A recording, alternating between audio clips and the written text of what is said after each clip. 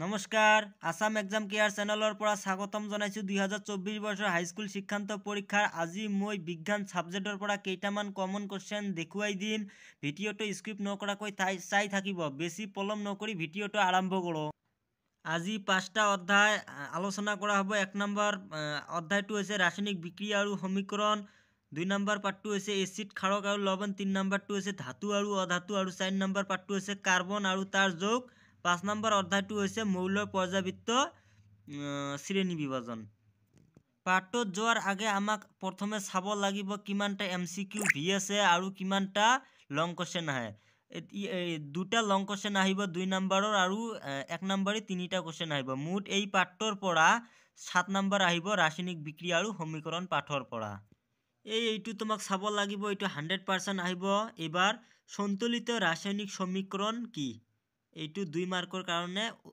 100% আহিব তাৰ পিছত প্ৰশ্নাৱলীত থাকি পঢ়িব লাগিব এক নম্বৰটো পঢ়িব লাগিব তাৰ পিছত দুই নম্বৰৰ এই যে সংকেতবিলাক পঢ়িব লাগিব তিনি নম্বৰটো পঢ়িব নালাগে ঠিক আছে তাৰ পিছত তোমাক পঢ়িব লাগিব সংযোজন বিক্ৰিয়া কাক বোলে দুই বা ততোধিক বিক্ৰিয়া পদাৰ্থ লগ হৈ এনেকৈ তোমাক এইটো 100% আহিব এক মাৰ্কৰ কাৰণে ইম্পৰ্টেন্ট তাৰ পিছত তোমাক চাব লাগিব এই টেবুলৰ কিছুমান এইটো কথা আছে ইয়াৰ পৰা এক নম্বৰ পাবা ঠিক আছে যেনেকৈ কৈছে মাৰ্বলৰ ৰাসায়নিক সংকেত কি কেলছিয়াম অক্সাইড ঠিক আছে কি কয় কেলছিয়াম কাৰ্বনেট কয় ঠিক আছে তাৰ পিছত এইটো এক মাৰ্কৰ কাৰণে ইম্পৰ্টেন্ট তাপবৰ্জি ৰাসায়নিক বিক্ৰিয়া কাক বোলে এইটো পঢ়িব লাগিব তাৰ পিছত ইম্পৰ্টেন্টৰ ভিতৰত পৰে তাপীয় বিয়োজন কাক বোলে এইটো পঢ়িব লাগিব তাৰপিছত পৰাচীনৰ সংকেত পঢ়িব লাগিব তাৰপিছত এক নম্বৰৰ কাৰণে এইটো ইম্পৰ্টেন্ট তাপগ্ৰাহী বিক্ৰিয়া কাক বোলে এইটো পঢ়িব লাগিব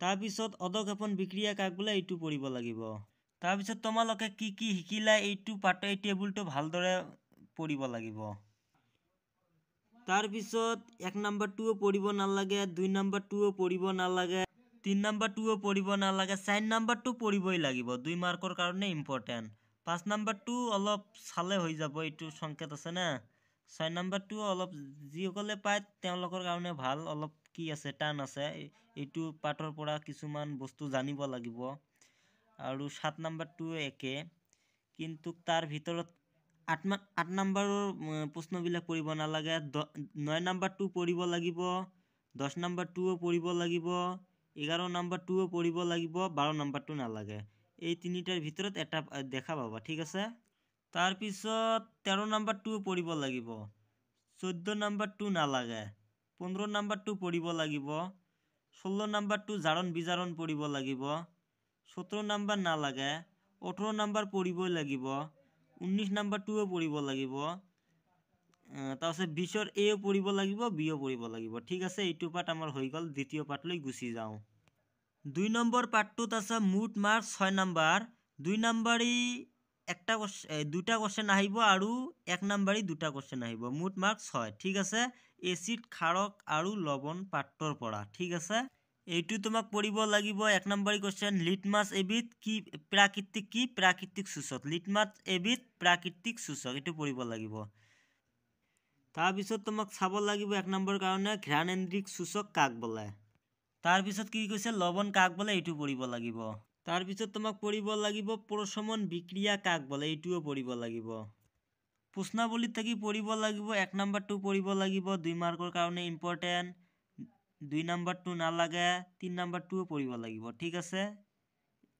তাৰপিছত পঢ়িব লাগিব ক্ষাৰ কাক বোলে যিবোৰ ক্ষাৰক পানী দ্ৰৱীভূত হয় সেইবোৰক ক্ষাৰ বোলে এনেকুৱাকৈ আহে ঠিক আছে যদি ভিডিঅ'টো ভাল লাগে এটা লাইক কৰি দিব তাৰপিছত প্ৰশ্নাৱলীত থাকি পঢ়িব লাগিব 2 নম্বৰটো পঢ়িব লাগিব 3 নম্বৰটোও পঢ়িব লাগিব 4 নম্বৰটো নালাগে 5 নম্বৰটো পঢ়িব লাগিব ঠিক আছে এই তিনিটা পঢ়িলে হৈ যাব তাৰপিছত ইয়াত কেইটামান এক নম্বৰী কোশ্চেনৰ কাৰণে অতি ইম্পৰ্টেন্ট কোশ্চেন আছে এইটো এটা প্ৰশমন দ্ৰব্যৰ pHৰ মান কিমান 7 এনেকুৱাকৈ প্ৰশ্ন কাটিব ঠিক আছে তাৰপিছত নেক্সট পৃষ্ঠাটো এনেকুৱা কোশ্চেন আছে পঢ়িব লাগিব তাৰপিছত এই টেবুলটো পঢ়িব লাগিব ভিনেগাৰ কি এচিড এচিটিক এচিড কমলা টেঙা সাইট্ৰিক এচিড তেতেলী টাৰ্টাৰিক এচিড বিলাহী অক্সালিক এচিড এইবিলাক এচিড পঢ়িব লাগিব তাৰপিছত প্ৰশ্নাৱলীত থাকি এক নম্বৰটো পঢ়িব লাগিব 2 নম্বৰটো পঢ়িব লাগিব 3 4 নালাগে ঠিক আছে ব্লিচিং পাউডাৰ কি কাক বলে এনেকুৱাকৈ চুদিব পাৰে এইটো পঢ়িব লাগিব।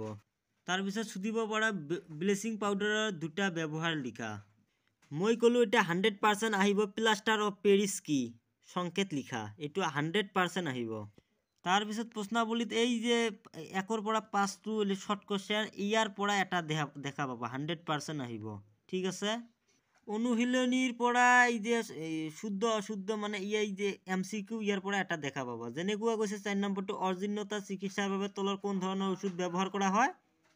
অম্লনাশক। ঠিক আছে, এনেকুৱা কোৱেশ্যন সুধিব।